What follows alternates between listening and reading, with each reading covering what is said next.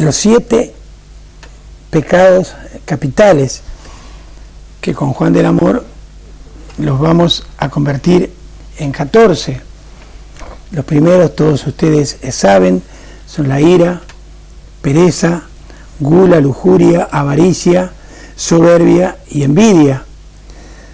Pero, según nos ha contado él, desde hace no mucho tiempo, hay 7 nuevos pecados capitales, digamos, avalados por la Iglesia. De todas maneras, como ustedes saben, nosotros venimos a hablar de estos pecados capitales desde un punto de vista psicológico. Buenas noches, Juan. Hola, buenas noches. Muy bien. Vamos entonces a comenzar en la noche de hoy generalizando un poco, diciéndole a la gente cuál es el origen de estos 7 pecados capitales y cuál es el origen de los nuevos 7 pecados, para después entrar en materia. Sí, bueno, pues ya estuvimos comentando en su momento que estos 7 pecados capitales que tú has nombrado, pues fueron instituidos por San Gregorio Magno, fue a finales del siglo VI, principios del VII. San Gregorio Magno fue un papa, lógicamente, de la Iglesia. La Iglesia católica, y has dicho muy bien, nosotros vamos a hablar desde el punto de vista psicológico lo que seamos capaces. La parte religiosa no es competencia nuestra, aunque por ser miembro de la Iglesia uno tiene autoridad para poder manifestarse. Lo que pasa es que todas las religiones en eso pues lo tienen muy claro en su estructura. Me refiero con respecto a que quien tiene autoridad, claro, son los intermediarios entre Dios y el hombre. Nosotros no somos esos intermediarios. En el caso de la Iglesia Católica pues son los curas, los obispos, cardenales, en fin, los que de alguna manera, los que están consagrados para tal fin. Entonces esos intermediarios son los que tienen autoridad, pero nosotros pues tenemos la autoridad que nos pueda dar el hecho de pertenecer a la Iglesia. Incluso si no tuviéramos esa autoridad, pues como persona cualquiera puede opinar, ¿verdad? Entonces, como dijimos, la Iglesia, y en eso todas las religiones tienen sus intermediarios, porque tampoco pueden dejar al libre albedrío de cualquier persona la interpretación de, en nuestro caso, las Sagradas Escrituras, o en el caso de otras religiones, cualquier libro o sagrado referente a su religión. Pero claro, es muy difícil que Dios pues hable directamente, ¿verdad? Entonces cada uno, que quien se le va a la cabeza, sabes tú, le habla a Dios y le habla cualquier ser, incluso mitológico.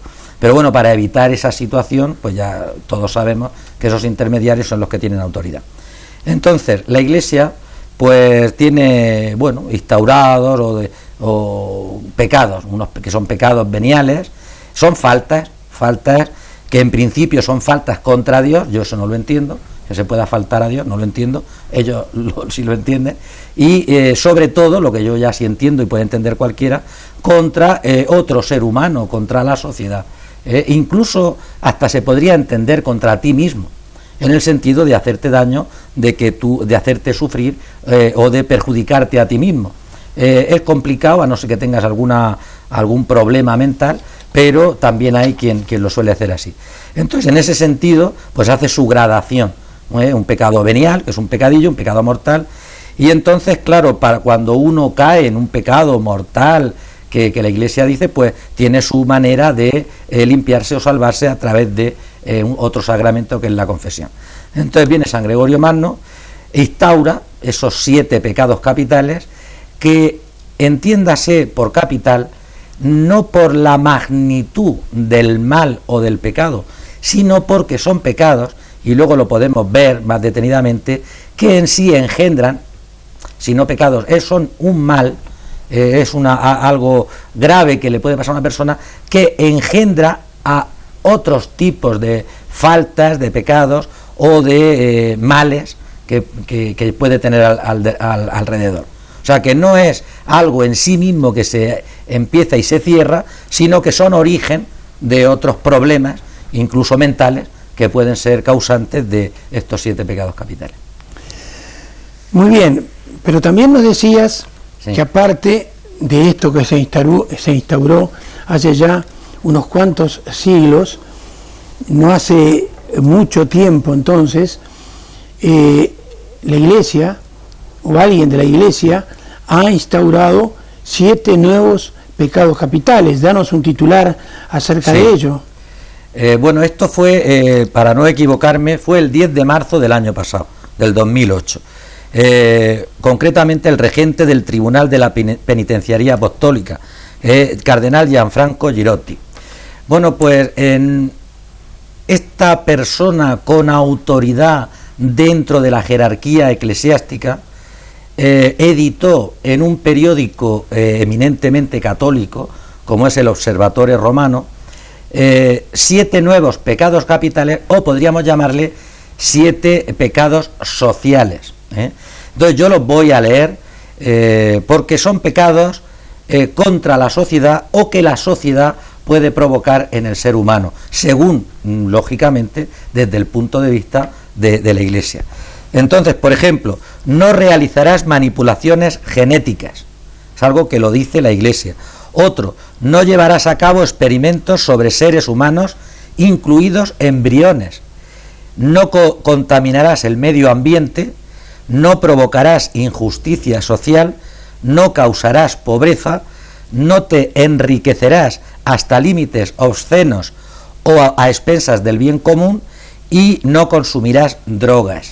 Son 7, no nuevos, porque al decir nuevo parece ser que se acaba de descubrir, pero sí que la Iglesia los incorpora a su listado de faltas graves que considera que el ser humano debe de abstenerse de incurrir en este tipo de faltas consigo mismo, con los demás, con la sociedad. Entonces, bueno, pues en principio es una adaptación a la situación social, y todos sabemos, alguna vez lo hemos dicho, que las instituciones son muy parcas, es decir, van muy despacio con respecto a cómo avanza la sociedad. Eso no quiere decir que cada institución quiera que permanezca en el tiempo algunos de sus preceptos o de sus normas, independientemente de por dónde vaya la sociedad, porque nadie entenderá que yo quiero decir o estoy diciendo que las organizaciones tienen que ir a la par con todos los nuevos valores de la sociedad. Es decir, la sociedad va adquiriendo nuevos valores, nuevos estilos de vida, y las instituciones pueden seguir manteniendo los suyos y también pueden ir adaptándose siempre y cuando pues no sea perjudicial para la misma organización. Hay organizaciones que son más parcas, más despacio, y otras más deprisa. La Iglesia en eso siempre dice que hay valores que son eternos y que hay que mantenerlos. Sin embargo, la propia historia nos va diciendo y nos va enseñando que fueron eternos en su momento, pero según se va avanzando, lo que hoy parece imposible, mañana es muy posible. Y me atengo a la realidad. Si a fecha de hoy siguiéramos manteniendo lo que la Iglesia propugnaba antes de la Edad Media, pues todavía seguiríamos creyendo que las ranas se reproducen por generación espontánea. A fecha de hoy seguiríamos creyendo que la Tierra es plana, y de hecho la Iglesia se cargó físicamente, bueno, todos lo sabemos, a Galileo Galilei. Es decir, ¿por qué? Porque se le ocurrió decir, fíjate qué tamaña atrocidad, de que la Tierra era redonda, ¿verdad? Si siguiéramos manteniendo ciertos preceptos de la Edad Media, la medicina, sobre todo la cirugía, pues hubiera avanzado bien poco. Es decir, hay que ser, como ser humano, pues tener unos valores, es mi criterio, no sé si el tuyo, pues tener unos valores éticos, cuanto más difundidos en la sociedad mejor. Creo que hasta ahora los estados son los garantes de que los valores éticos se mantengan a través de las leyes, y luego pues están las creencias de cada uno, que son importantísimas, pero que no pueden imponerse al resto de la sociedad. La sociedad tiene que seguir avanzando. Entonces, como creyente, pues uno debe de mantenerse en sus creencias, en lo que le dicen sus autoridades religiosas, pero yo entiendo que con tu mente libre uno puede de alguna forma pues seguir creciendo y madurando. Eso no quiere decir que uno le eche delante al tren o se salga, pero bueno, lo que yo estoy diciendo es simple y llanamente el respeto a la libertad de la mente y dentro de unos valores que no se pueden salir ni mucho menos de los que te da cualquier Estado, cualquier sociedad. Y Juan, también me preguntabas un poco acerca de mi opinión al respecto. Yo diría que es un poco utópico, es un poco el tratar de vivir de espaldas al mundo que nos rodea, cuando nosotros a determinados valores entre comillas, ¿no?, que la gente utiliza y que, como bien decís, para ciertas creencias, por ejemplo, son realmente barbaridades. Puede ser, como también muy bien decías, que dentro de varios siglos, en vez de ser totalmente defenestrados esos valores, entre comillas, esos valores que se defenestran hoy, sean de pronto virtudes dentro de 5 o 6 siglos. Se puede llegar a encasillar al 100% del ser humano, es imposible. Yo estuve viviendo en los países árabes y ellos tienen una forma de pensar y una forma de vivir que no tiene absolutamente nada que ver con la nuestra. Entonces, ¿se puede, yo diría, reglamentar en ese sentido o imponer leyes que son utópicas? Bueno, mira, no hay que tampoco, yo soy ingenuo lo justo, es decir, como cualquier persona humana. No solamente la Iglesia, porque ahora sea el caso, debe con el tiempo ir cambiando ciertos valores, y otros me parece bien, como a cualquiera, que los mantenga como trascendentes, porque realmente son la base de su existencia. Pero ¿sabes qué pasa? Que el sentido de lo que yo estaba diciendo no se ciñe a una organización religiosa. Eso pasa con la ciencia. Lo que hoy se toca y estás tocándolo y es una verdad absoluta en la ciencia, mañana se cuestiona. Einstein, ahora la teoría de la relatividad, bueno, todavía se sigue dando, pero ojo que está trascendiendo, es decir, porque hay nuevos descubrimientos. Y eso pasa, ya te digo, con la misma ciencia, que la ciencia es algo ya, ya hablamos hasta de la ciencia experimental, es decir, algo que está demostrado, que tiene, pues no, sí, eso también cambia. ¿Por qué? Porque como te cambian las bases, pues ya te cambia todo. Es decir, hay que tener, entiendo yo, la mente con cierto grado de apertura, una mente abierta, de un respeto a los valores con los que hoy nos movemos, pero ojo que la vida del hombre, no llevamos tanto tiempo en la Tierra, no es tanto. El universo tiene 13.000 millones de años, 13.000 millones según se ha calculado, y eso lo dicen los expertos.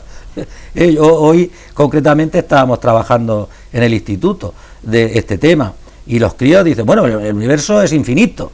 Bueno, yo no lo sé, y lo digo, ¿tú lo sabes? ¿Y hay algún experto que venga y lo diga? No lo sé, porque según la teoría, pues es una teoría, yo no puedo demostrarla, del Big Bang, pues en principio no tendría que ser infinito. Y por otro lado, para un creyente decir que algo es infinito también le choca, porque si hay algo infinito sería Dios. Porque claro, infinito es ni principio ni fin. Es decir, el universo, si nos creemos en la teoría del Big Bang, si empezó de esa concentración de energía y de densidad y ahora está en expansión, pues se entiende que si está en expansión habrá otro momento en la historia del universo que no tiene nada que ver con la nuestra, con respecto a nuestros biorritmos, porque claro, nosotros 80 años que podamos vivir, 80 años comparados con 13.000 millones de años, bueno, es una tontería, ¿no? Claro. Entonces, claro, por eso digo, los valores y a veces las verdades, y digo verdades en plural, y siempre desde el punto de vista científico, van cambiando. Entonces yo creo que eso no quiere decir, y perdona, no quiero alejarme, de que yo no me tome las medicinas que me diga el médico hoy. Creo que nos estamos entendiendo. Y yo me tengo que fiar de la ciencia. Me fío de la ciencia, y hay personas que cuando ya la ciencia no les da respuesta, bueno, pues cogen otras vías, otras alternativas. Sí. En su derecho están. La fe. Cualquiera, ¿verdad? Pero lo que es cierto, y además la historia nos lo demuestra, es que verdades absolutas, pues el que esté en esa verdad absoluta, pues incluso estaría hasta en pecado, desde el punto de vista de la Iglesia. Es un poco contradictorio, porque la Iglesia es tan hipócrita como cualquier organización, y en esto creo que nadie me entenderá una crítica. Es decir, el ser humano, yo creo que somos hipócritas por naturaleza. ¿Y qué significa hipócrita? Pues significa que uno está diciendo algo, que uno está manifestando unas verdades, y está luego en conducta desarrollando otras. Entonces, la Iglesia, que si tú te lees bien los pecados capitales, está castigando la soberbia, está castigando la verdad absoluta, y por otro lado te dice, y la verdad la tengo yo. Pues entonces estate, a ver cómo nos movemos, ¿verdad? Es decir, pero eso hay que entenderlo como algo normal, no como crítica, no como algo negativo. Eso es normal. Las personas pues nos movemos con cierto grado de dignidad. Uno intenta ser consecuente, yo no mucho. ¿Por qué? Porque yo considero que el que se las da de consecuente o es tonto o bueno, no sabe lo que está hablando. ¿Por qué? Pues porque lo normal es que en unas cosas acertemos, en otras no, en otras seamos consecuentes, en otras no podamos, y que haya siempre buena voluntad, entiendo yo, pero que con verdades absolutas no se va a ningún sitio, y donde se va es al fanatismo, y una vez que tienes la verdad, pues ya apaga y vamos, ¿no? Porque ya, y más si es tuya. Juan, sí. Hay quien dijo por ahí, sí, y para mí lo dijo muy acertadamente, que lo único infinito que él ve o que él ha visto en este mundo es la estupidez humana. Sí. Entonces, sin enojarnos, no. sin pelearnos, vamos a hablar de uno de los pecados capitales, de la ira. Sí. Y explícanos un poco desde el punto de vista psicológico, si esta ira, me imagino que debe partir de la sinrazón del ser humano, ¿siempre es negativa o puede llegar a ser también positiva? Bueno, la ira, desde el punto de vista religioso, y desde el punto de vista incluso psicológico, pues es esa manifestación violenta, exacerbada, sin control, sin razonamiento, sin razonarla, y desproporcionada. Entonces, claro, desde el punto de vista psicológico, religioso, que aunque no entremos, está claro que esa persona pues no es dócil, esa persona no se atiene a razones, esa persona está ofendiendo, porque esa ira la puede proyectar normalmente, hombre, sobre objetos, pues vaya, sobre el bien común, pero la proyecta sobre personas, pues claro, es normal que desde el punto de vista religioso esté dañando al prójimo, a la persona. Desde el punto de vista psicológico, está claro que esa persona que manifiesta ira, si no de forma constante, en situaciones normales y corrientes de la vida cotidiana, está también muy claro que esa persona está totalmente desequilibrada. Esa persona no es equilibrada, no sabe comportarse, porque no domina, si estuviéramos hablando desde el punto de vista religioso, no domina sus pasiones, no se domina a sí mismo, y desde el punto de vista psicológico es una persona que no sabe controlarse. Entonces, claro, esas manifestaciones, ¿sobre quién van principalmente? Pues se entiende que la ira es por cuando tú realmente tienes esa verdad de la que hablábamos y alguien se equivoca, no sabe aceptarla, no sabe aceptarte o no sabe comportarse según mis criterios, y por eso proyecto y desencadeno mi ira sobre esa persona, pues que a lo mejor se ha colado en la fila, por ejemplo. No soy capaz de decirle, oiga, perdone, a lo mejor no se ha dado cuenta, pero es que el último soy yo. No pasa nada. No, esa persona, sobre un hecho así, tan sencillo, pues provoca, y además, bueno, si hace falta hasta echa espuma por la boca. Eso es ira, ¿no? Porque son manifestaciones conductuales. Pero normalmente este tipo de personas que manifiestan ira, no es, aunque parezca gratuita, Es decir, parece que es una manifestación del momento, o que estaba mal, o que no es que estuviera mal, o que ese día tuviera un mal día, no, eso pasa una vez en la vida, o dos, o tres, pero no es una manifestación constante.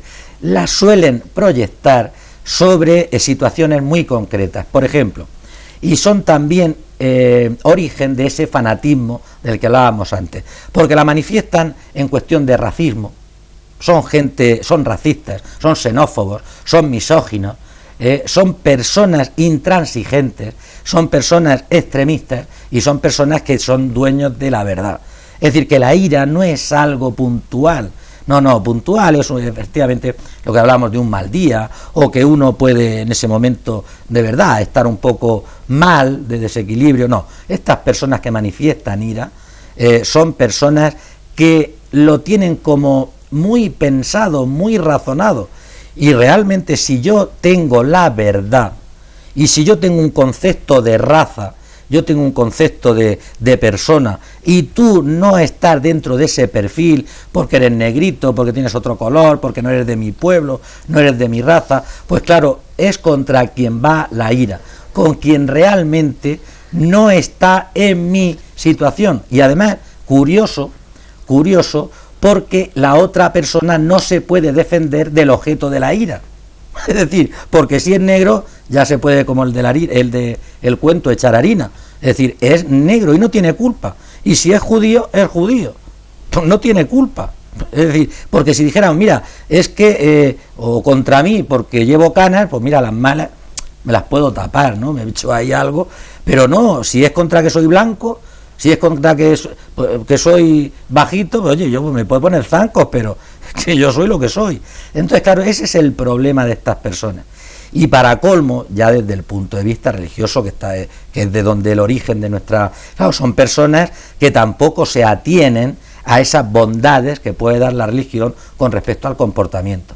Entonces son personas psíquicamente desequilibradas, tienen unas normas y unos de razonamiento, unas estructuras de razonamiento que nada tienen que ver con el bien común, con la sociedad, con el respeto al ser humano, a la persona, y claro, son personas que son un peligro social, esas personas, y lo estamos viendo a cada día.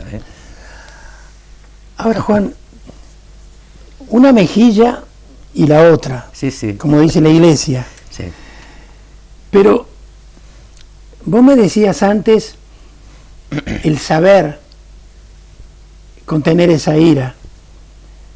Una cosa es saber contener esa ira, y otra cosa es poder contener esa ira. Porque, por ejemplo, estás presenciando el asesinato, mirá lo que te estoy diciendo, de tu madre, de tu padre, de tu mujer y de tus hijos. Entonces, ¿de qué manera reaccionas? ¿Cómo haces para contener la ira ante un hecho de ese tipo? ¿Ponés la otra mejilla? Bueno, el ser humano como tal no está preparado para poner, genéticamente no estamos preparados para poner la otra mejilla. Y yo siempre he pensado que cuando la Iglesia habla de la otra mejilla, habla de forma simbólica, Es decir, habla en el sentido de intentar comprender al otro, de intentar hacerle comprender al otro por otro tipo de medios que no sea la violencia.